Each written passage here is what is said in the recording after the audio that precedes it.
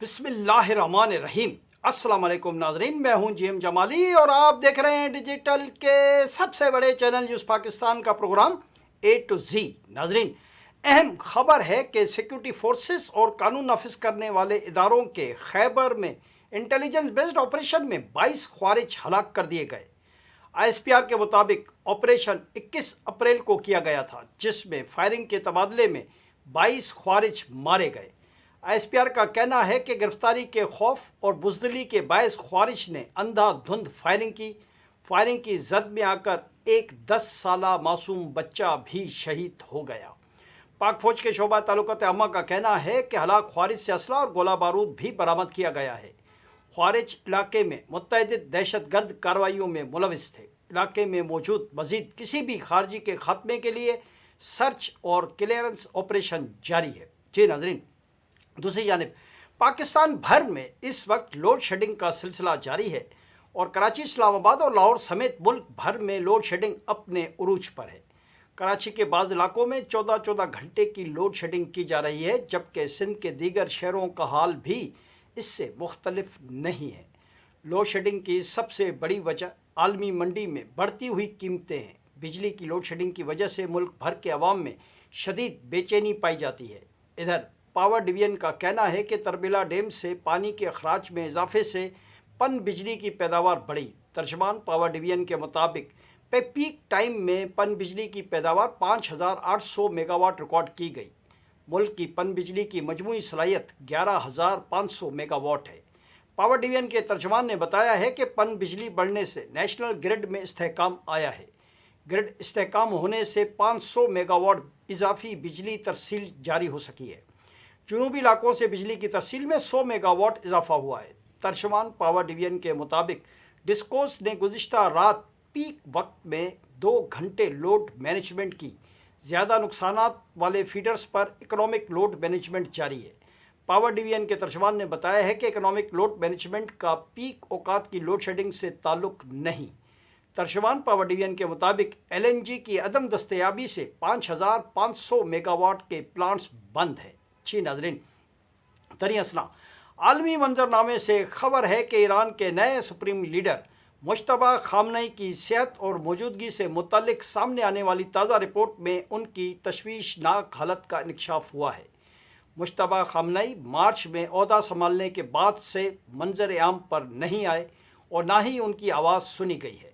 Reports کے مطابق اس وقت ایران میں سیکیورٹی، جنگ اور سفارتکاری کے اہم فیصلے پاسداران انقلاب سے وابستہ کمانڈرز اور ان کے قریبی حلقے کر رہے ہیں۔ سابق ایرانی صدر محمود احمد نژاد کے سابق مشیر عبدالرضا دواری نے بتایا ہے کہ مجتبیٰ خامنئی ملک کو ایسے چلا رہے ہیں جیسے کسی بورڈ آف ڈائریکٹرز کے سربراہ ہوں، جہاں اہم فیصلے اجتماعی مشاورت سے کیے جا رہے ہیں۔ میڈیا رپورٹس کے مطابق مجتبیٰ خامنئی اس وقت روپوش ہیں، خصوصاً اس واقعے کے بعد جب 28 فروری کو امریکہ اور اسرائیل کی جانب سے ان کے والد کے کمپاؤنڈ پر حملہ کیا گیا، جس میں ان کے اہل خانہ شہید ہو گئے تھے۔ ایرانی عہدیداروں کے مطابق مجتبیٰ خامنئی حملے میں شدید زخمی ہوئے تھے، تاہم ذہنی طور پر مکمل طور پر متحرک اور باخبر ہیں۔ ان کی ایک ٹانگ کے 3 آپریشنز ہو چکے ہیں اور انہیں مصنوعی ٹانگ کی ضرورت پیش آئے گی، جبکہ ایک ہاتھ کا بھی آپریشن کیا گیا ہے اور وہ آہستہ آہستہ بحال ہو رہا ہے۔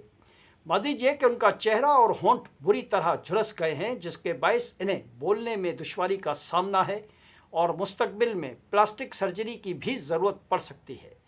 بین الاقوامی میڈیا کے ذرائع کے مطابق مجتبیٰ خامنئی کسی ویڈیو یا آڈیو پیغام میں اس لیے سامنے نہیں آئے تاکہ کمزور یا غیر محفوظ نظر نہ آئیں، تاہم وہ تحریری بیانات ضرور جاری کر رہے ہیں جو سرکاری ٹی وی پر نشر کیے جاتے ہیں۔ رپورٹس میں یہ بھی بتایا گیا ہے کہ ان تک رسائی انتہائی محدود ہے۔ پیغامات خفیہ انداز میں ہاتھوں ہاتھ منتقل کیے جاتے ہیں، جبکہ وہ اس وقت ڈاکٹروں اور طبی عملے کی نگرانی میں زیر علاج ہے۔ دوسری جانب ایرانی قیادت نے امریکی صدر ڈونلڈ ٹرمپ کے اس دعوے کو مسترد کر دیا ہے کہ تہران میں قیادت کے درمیان اختلافات موجود ہیں اور واضح کیا ہے کہ ملک مکمل طور پر متحد ہے۔ ایران کے صدر مسعود پشکیان، وزیر خارجہ عباس اراغچی اور پارلیمنٹ کے اسپیکر محمد باقر کالیباف نے بیانات جاری کرتے ہوئے अमरीकी वक़्फ़ को मुस्तरद कर दिया। उन रहनुमाओं ने सुप्रीम नेशनल सिक्योरिटी कौंसिल के साथ मिलकर सोशल मीडिया पर एक मुश्तरका पैगाम जारी किया, जिसमें कहा गया है कि ईरान में न कोई इंतहा पसंद है न एतदाल पसंद। हम सब ईरानी और इनकलाबी हैं और मुकम्मल इत्तेहाद के साथ सुप्रीम लीडर की क़यादत में दुश्मन को उस वक्त जारियत पर पछताने पर मजबूर कर देंगे।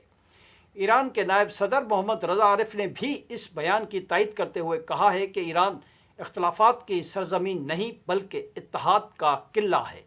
हम एक कौम और एक रूह हैं। दरियासना अमेरिकी सदर डोनाल्ड ट्रंप ने कहा था कि ईरान के ख़िलाफ़ जंग में जौहरी हथियार इस्तेमाल नहीं करेंगे। व्हाइट हाउस में तकरीब के मौके पर मीडिया से बातचीत करते हुए सदर डोनाल्ड ट्रंप ने कहा है कि मैं क्यों एटमी हथियार इस्तेमाल करूँगा, हमने रिवायती जंग से ही इन्हें ख़त्म कर दिया है। जौहरी हथियार कभी भी किसी को इस्तेमाल करने की इजाज़त नहीं दी जानी चाहिए। उन्होंने कहा कि वो ईरान से बेहतरीन मुआहदा करना चाहते हैं। मुआहदा तो वो फौरी तौर पर भी कर सकते हैं, मगर ऐसा नहीं करना चाहता क्योंकि उनकी ख्वाहिश है कि ईरान से मुआहदा हमेशा कायम रहने वाला हो। सदर डोनाल्ड ट्रंप का कहना था कि ईरान के साथ तवीलुल मुद्दती अमन मुआहदे के लिए कितना इंतज़ार करेंगे, मुझे जल्द फैसला करने के लिए मजबूर करने की कोशिश न करें। उन्होंने मज़ीद कहा कि हफ्ते की जंग बंदी के दौरान ईरान ने अपने हथियारों को थोड़ा सा लोड किया होगा, लेकिन अमेरिकी फ़ौज तकरीबन एक दिन में उसे ख़त्म कर सकती है। ईरान की बहरिया ख़त्म हो गई, उनकी फ़िज़ाइया ख़त्म हो चुकी, एंटी एयरक्राफ्ट भी ख़त्म हो गया। आज के लिए इतना ही। अगले प्रोग्राम तक के लिए अपने मेज़बान JM जमाली को इजाज़त दीजिए। अल्लाह हाफ़िज़।